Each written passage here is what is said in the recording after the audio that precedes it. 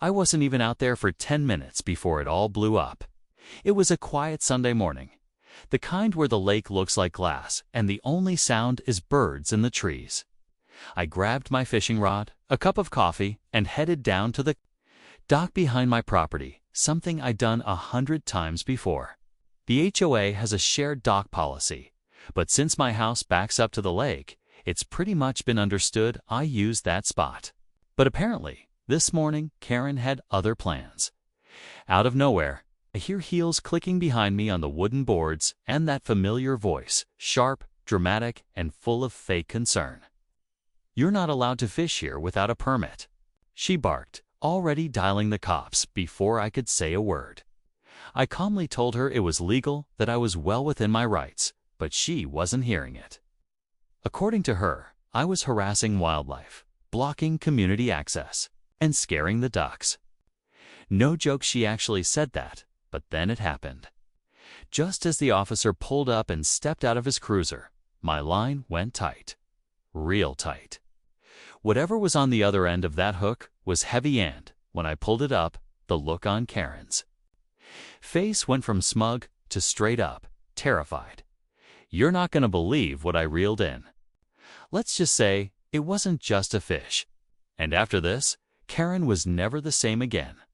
As the line pulled harder, I steadied my stance and started reeling. Whatever it wasn't fighting like a regular fish. It had weight, but it was dragging slow, like something caught deep in the mud. The officer, still new to the scene, walked over, curious but calm. Karen, on the other hand, was pacing back and forth at the edge of the dock, arms crossed and muttering about filing formal complaints and violations of HOA lake usage code. It was like she was building up steam with every second. Now, here's the part that matters. This wasn't the first time Karen had tried to shut me down. Last fall, she filed a noise complaint because I was grilling on my back porch. Before that, she reported my nephew for splashing too loud in the lake. Yeah, really, us. She's the self-appointed enforcer of every rule, real or imagined, in our HOA. And she's got the laminated printouts to prove it. But today was different. By the time I got the line close, even the officer leaned in to see what I'd hooked. It wasn't moving anymore, just heavy and half submerged. I reached down, pulled, and up came a tangled mess of something, wrapped in fishing line, lake weeds, and a piece of old tarp. Karen took one look and screamed. Loud, the kind that makes everyone freeze for a second. It wasn't just lake junk.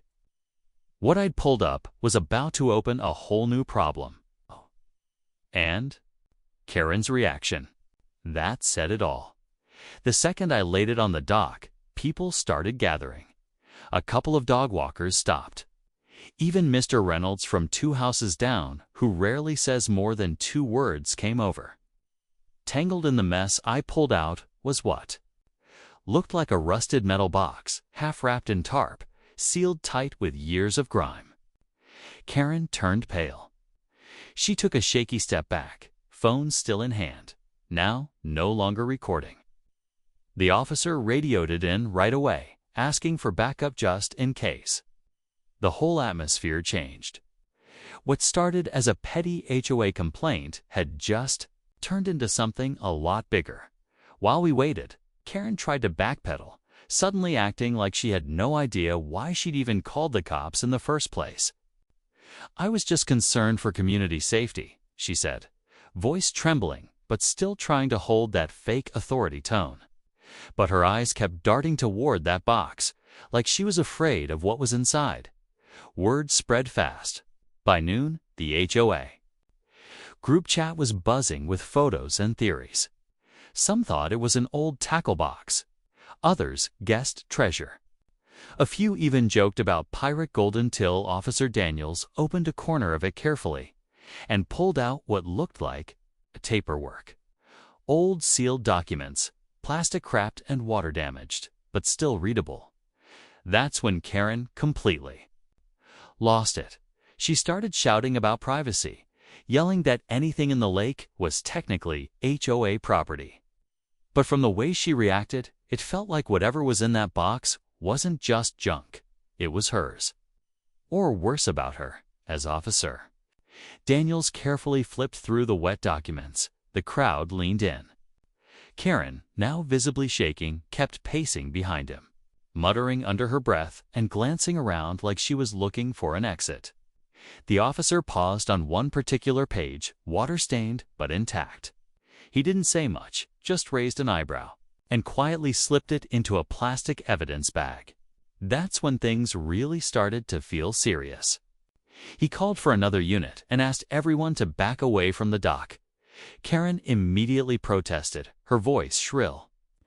"This is a misunderstanding. That box could belong to anyone. People dump stuff in this lake all the time.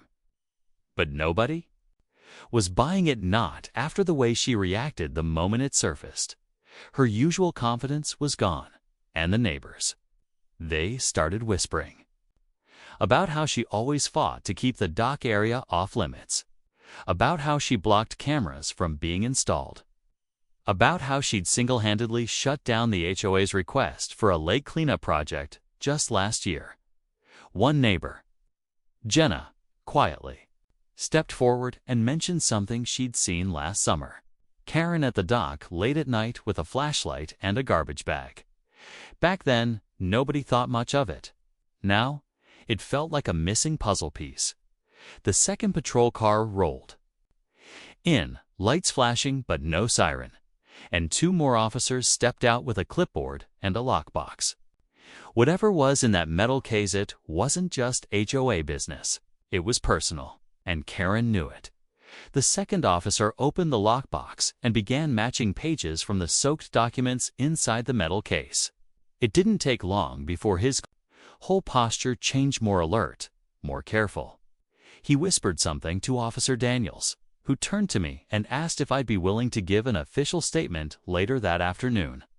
I nodded, still not fully understanding what I just dragged out of that lake. Then came the twist none of us expected.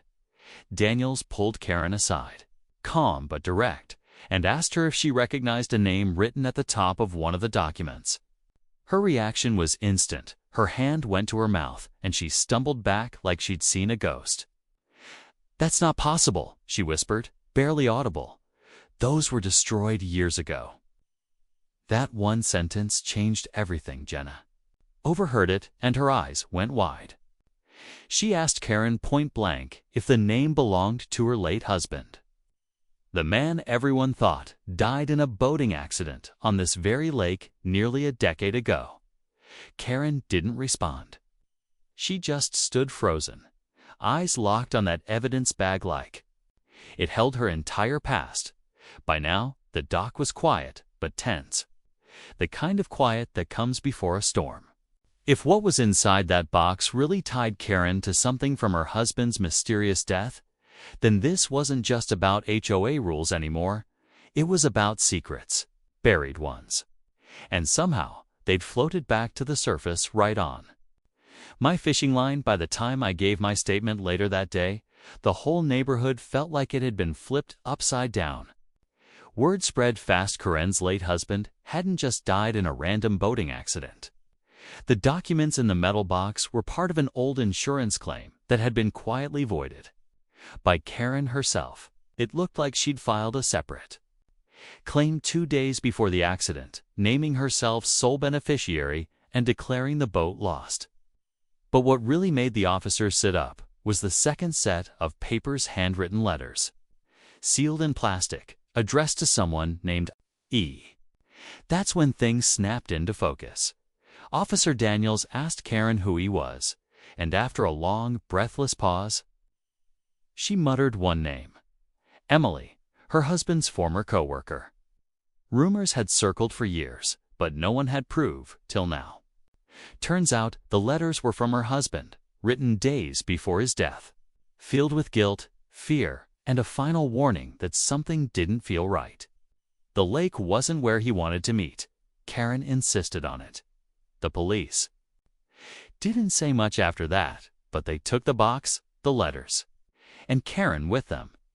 Just when we all thought that was the end of it, I got a knock on my door that night. It was Jenna holding a fishing lure. "This was in the box too," she said. I looked at it closely. It wasn't mine. Someone else had been at that dock before me, and they wanted it found. After that night, things in the neighborhood changed fast. The HOA board held an emergency meeting and removed Karen from her position indefinitely. No one argued. Most folks were just shocked, trying to process how a fishing trip turned into uncovering a decade-old secret. The lake dock reopened. Under new guidelines, fair ones, this time, man, suddenly, the same people Karen once silenced were stepping up to lead.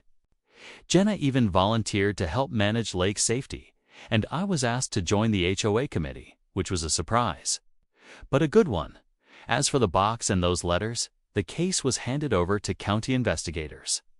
They never told us all the details, but word is, the old insurance company reopened the claim and law enforcement is still piecing things together.